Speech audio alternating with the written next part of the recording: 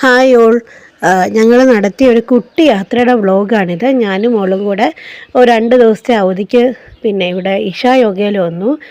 Karur CM വന്ന് പ്രമാണിച്ച് നമുക്ക് 2 ദിവസം അവധി കിട്ടി. അപ്പം പ്രതീക്ഷിക്കാതെ കിട്ടിയ അവധിയാണ്.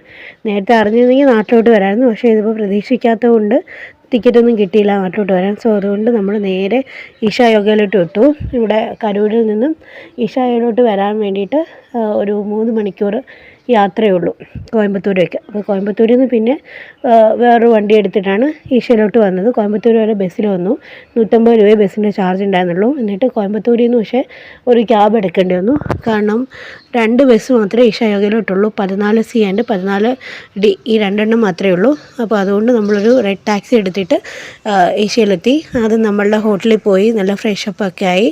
എന്നിട്ട് നേരെ ഇങ്ങോട്ട് വിട്ടു. ഒരു 4 മണിയായപ്പോഴാണ് ഇവിടെ എത്തുന്നത്. നല്ല സുഖമുള്ള വെതറായിരുന്നു ഇവിടെ. കരൂർ നല്ല ചൂടാണ്. അപ്പോൾ അവിടുത്തെ ചൂട് വെച്ച് നോക്കുമ്പോഴത്തേക്കും ഈശയിലെ വെതർ നല്ല ഊട്ടിയിലെത്തിയ മാതിരിയുള്ളൊരു ഫീൽ ഉണ്ടായിരുന്നു. നല്ല സുഖമുണ്ടായിരുന്നു. അപ്പം ഞങ്ങൾ എന്നിട്ട് അവിടെ ഒരു ഈവനിങ് ഫുള്ള് സ്പെൻഡ് ചെയ്തു. ദെൻ ലേസർ ഷോയും ഒക്കെ കണ്ടിട്ടാണ് തിരിച്ചു പോകുന്നത്. അവിടെ കാണാൻ ഒരുപാട് കാഴ്ചകളുണ്ട്. ആദിയോഗിയുടെ പ്രതിമ, പിന്നെ ഇത് ഒരു കാലഭൈരവ ക്ഷേത്രം, പിന്നെ ധ്യാനലിംഗം, അങ്ങനെ പറഞ്ഞിട്ട് ഒരുപാട് കാഴ്ചകളുണ്ട്. അതെല്ലാം കണ്ടിട്ടാണ് നമ്മൾ തിരിച്ച് ഇങ്ങോട്ട് കരൂരേക്ക് മടങ്ങിയത്. വലിയ തിരക്കൊന്നും ഉണ്ടായിരുന്നില്ല. ഞങ്ങൾ ഒരു വട്ടം പോയപ്പോഴത്തേക്കും ഭയങ്കര തിരക്കായിരുന്നു. പക്ഷേ ഇത്തവണ അത്ര തിരക്കൊന്നുമില്ല. കമ്പാരിറ്റീവ്ലി തിരക്ക് കുറവാണ്. ഞാൻ ഫ്രൈഡേ ആണ് പോയത്, അതുകൊണ്ടായിരിക്കും അത് കുറഞ്ഞിരുന്നത്.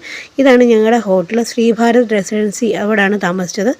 നല്ല സ്റ്റേ ഒക്കെ ആയിരുന്നു. നല്ല സ്റ്റേയും നല്ല ഫുഡും ഒക്കെ ആയിരുന്നു. അങ്ങനെ ഒരു വെൽ സ്പെൻഡ് ഹോളിഡേ ആയിരുന്നു ഞങ്ങളുടേത്. അപ്പോൾ ഇതാണ് ഞങ്ങളുടെ കുട്ടി വ്ളോഗ്. ഇഷ്ടപ്പെട്ടാൽ ലൈക്ക്